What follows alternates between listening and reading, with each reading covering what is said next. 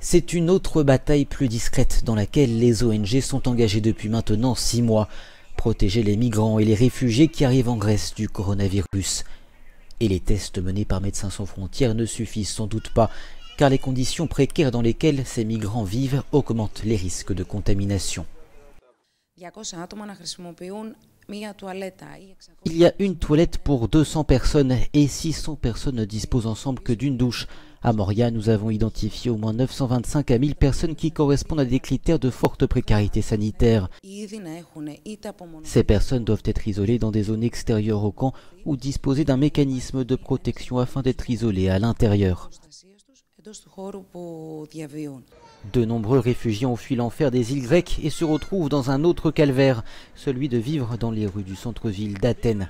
La Grèce a réduit de 6 à 1 mois la période pendant laquelle les réfugiés ayant obtenu l'asile peuvent rester dans des camps et appartements financés par des fonds européens. Résultat, beaucoup se retrouvent sans abri, dans des conditions plus que précaires. On ne se sent pas protégé contre le virus, mais que pouvons-nous faire?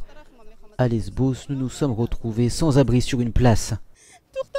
Je m'attendais à quelque chose de mieux en quittant l'Afghanistan. J'ai 3 filles qui se trouvent dans mon pays et je ne suis pas sûr de les revoir.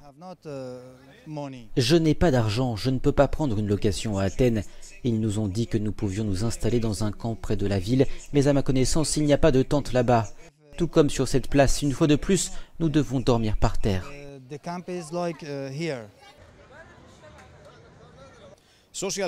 Pour les réfugiés qui vivent dans les camps et sur la place Victoria, la distanciation sociale et la bonne hygiène sont un luxe souvent hors de portée. Le gouvernement grec affirme quant à lui prendre toutes les mesures nécessaires pour protéger ceux qui se trouvent dans les centres de migrants. Apostolos Taikos, Euronews, Athens.